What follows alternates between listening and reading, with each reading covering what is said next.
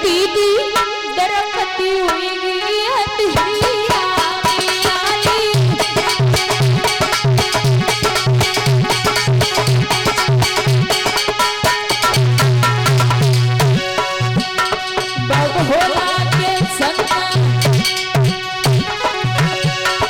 भोला के संग झुपड़िया में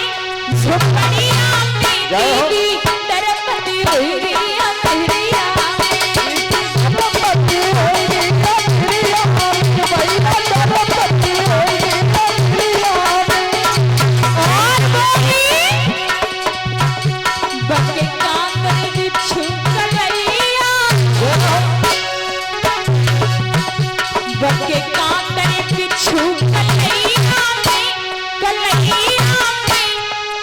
लटके मृगशाला कमरिया में लटके मृगशाला कमरिया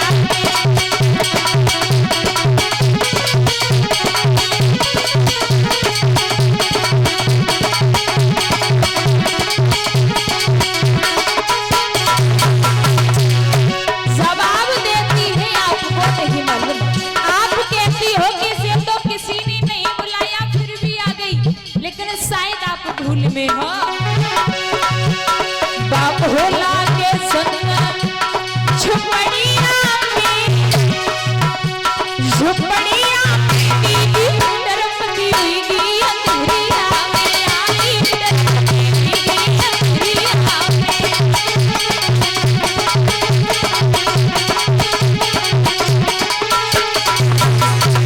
ए भैया बके कांतर बिच्छू कलैया में लटके मगछाला कमरिया में।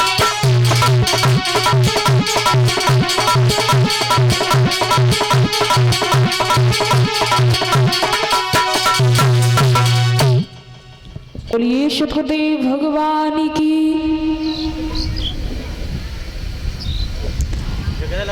इधर जब पहुंची है मैया तो बहनें खड़ी सबने बहुत बेइज्जत किया मैया और आगे बढ़ी तो क्या देखा है मां सती की मैया खड़ी है। कहते हैं दादा चाहे कुछ भी हो जाए लेकिन आपने देखा होगा कि जैसे घर में बेटी आती है एक बार पिता भी नहीं बोलेगा, भैया भी नहीं बोलेगा, भाभी भी बोलने से इनकार कर देगी, लेकिन घर में जो माता होती है वो अपनी बेटी को कलेजे से जरूर लगा लेती। मैया ने जैसे ही सती के चेहरे को देखो झपटी के गले से लगाई वो जवाब दियो बेटी तू अकेली आई नाथ काहे। तो मैया सती बातें घुमा करके बोली आपको नहीं मालूम माँ कैलाश पर्वत पे बड़ो काम हो गए तो भोले बाबा को आज कुछ काम था इसलिए आप जो मेरे साथ में नहीं आई।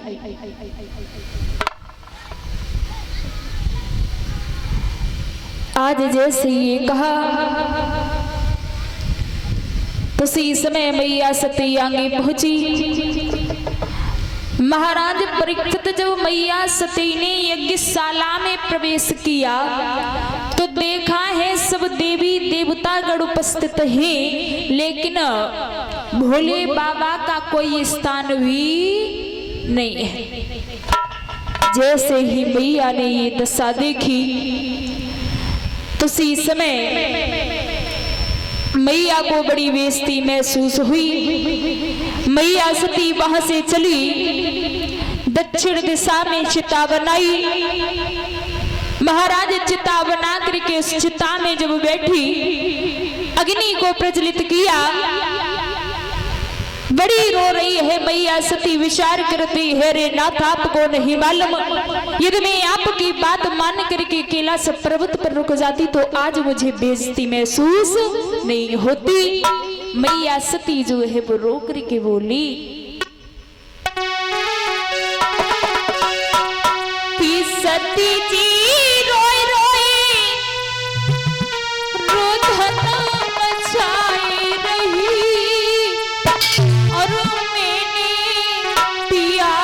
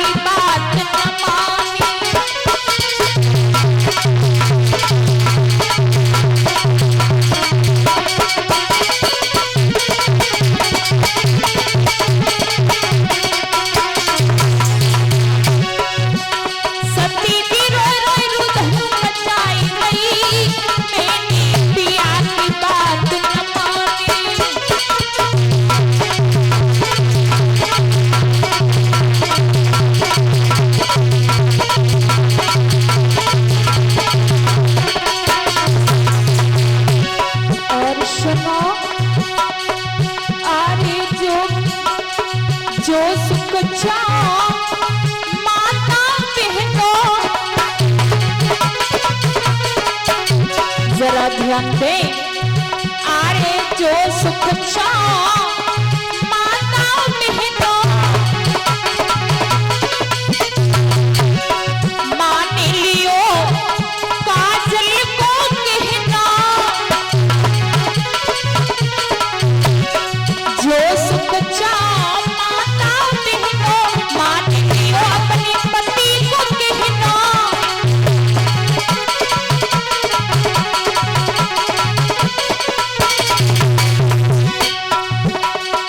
नहीं तो घोर नरक में जाओ, मेरे पिया की बात न माने।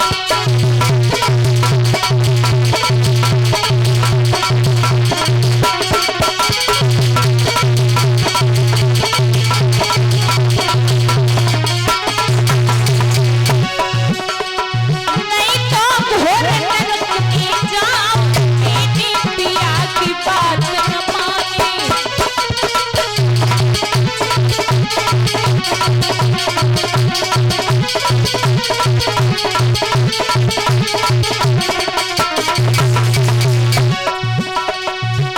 सती जी रोए रोए रुदन मचाई रही, मेरी पिया की बात न माने।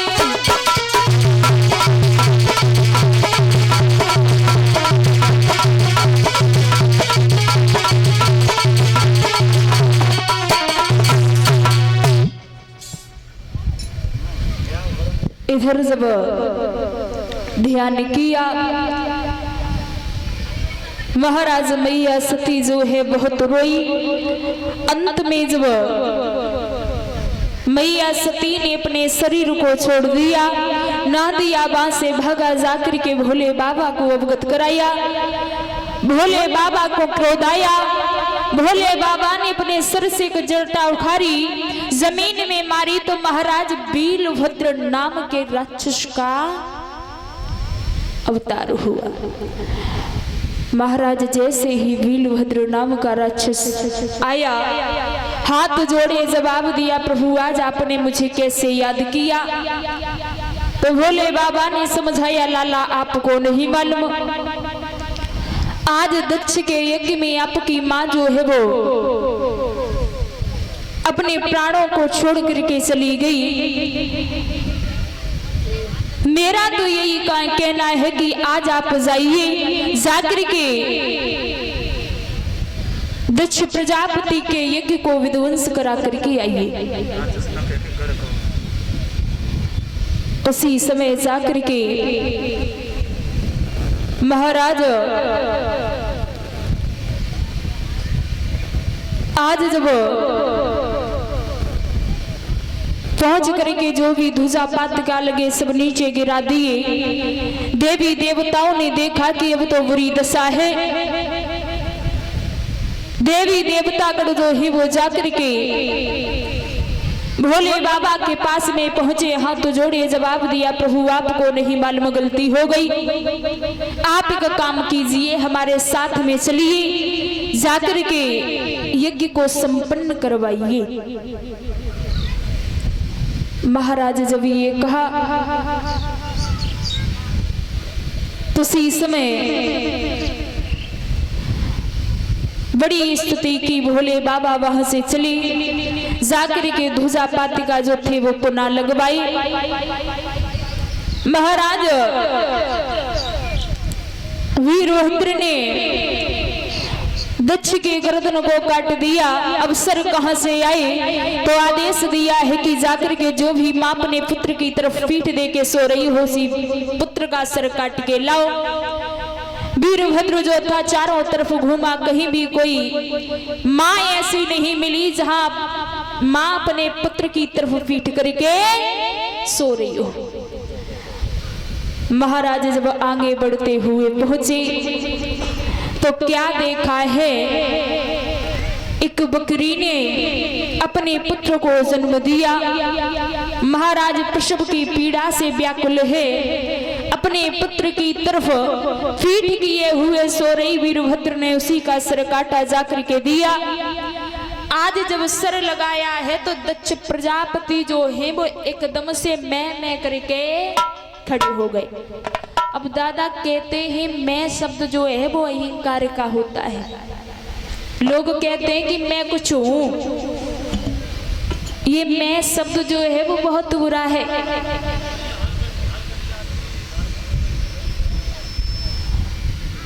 इधर जब सर लगाया तो बड़ी ही विधि विधान के साथ में यज्ञ को संपन्न कराया। इधर श्री सुखदेव जी सावधान करते हैं राजन परीक्षित जी। महाराज स्वयं मनु के यहाँ पर दो बेटा है। पहले पुत्र का नाम है उत्तानपाद और दूसरे पुत्र का नाम है प्रियव्रत। श्रोताओं, महाराज उत्तानपाद जो है बड़े ही न्याय प्रिय राजा है, अपनी प्रजा को पुत्र के समान प्यार करते।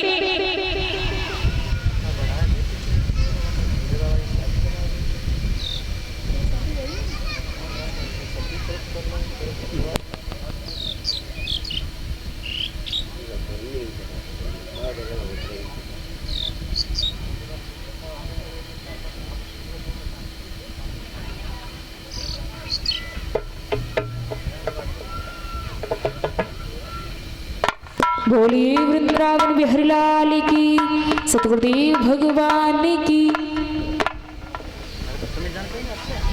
आइए सभी भक्त तालियां बजाते हुए एक छोटा सा भजन बोलेंगे, उसके बाद में आगे की रस्मई चर्चा।